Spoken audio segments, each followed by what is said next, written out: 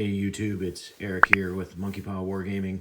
A little bit of an update here, army update. I got some models in from eBay in this bag here and this bag here as well.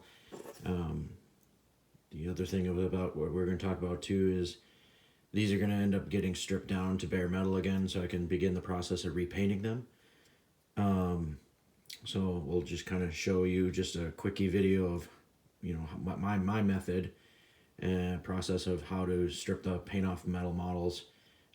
Everybody kind of has their own way of doing it, but I just figured I'd show you a quick little video to illustrate what I do when I get models off of eBay or through a trade or whatever that has paint on it that obviously needs to be stripped off and repainted. All right, let's get to it. Okay, we're back. Here's the models. So fortunately these ones I came in a bag just the other day. These ones are stripped already. So the only thing that these need are bases. So I'll put those off to the side. And these are the 5 models that we're going to strip the paint off. So what I usually do is I grab a glass cup and I'll pop these guys in there like this, and then I'm going to add a product called Simple Green. Simple Green is a product that you can get at most like home improvement centers. I believe you can get it at Walmart too. You'd have to check on that. I get mine at Home Depot, and basically Simple Green is just it's like a all kind of purpose cleaner. The great thing about Simple Green is it works good for metal models, although you need to let it soak a little bit longer. But it's also great for plastic models because it will not eat the plastic. So you can feel safe in knowing that you can strip paint off of plastic models without the risk of melting it into a giant pile of goo. So other people use other methods too.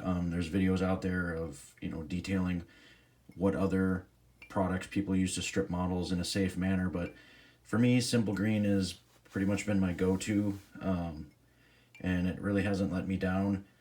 So what we're going to do is I'm going to show you, basically I'm just going to add the product and then talk about what sort of tools I use to sort of scrub the models down.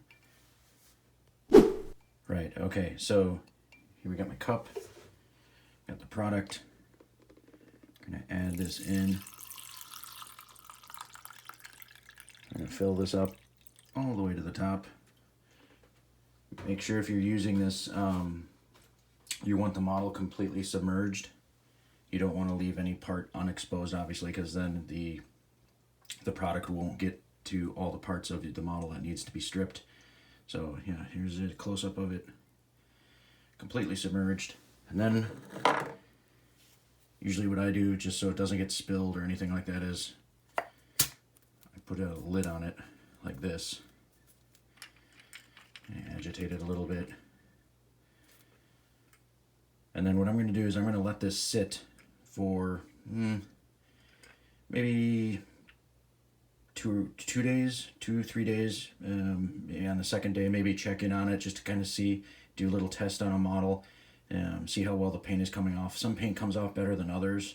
It just depends on where you got the model from, what kind of paint it is. Like enamel paint is going to take a lot longer to strip off.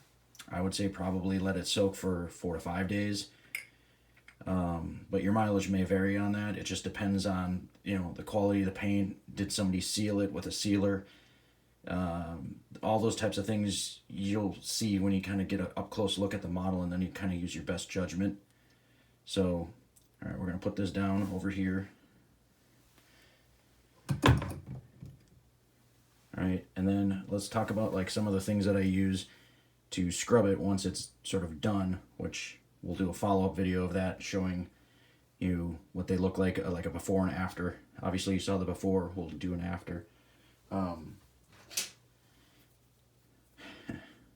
This is as basic as it gets. So this is basically a tile scrubbing brush for grout. The hairs on here, the bristles, are a little bit more coarse. This is generally better to use for metal models because you can really work at it, and the durability of the metal models, you don't have to worry about damaging the model. And then we just got a common toothbrush.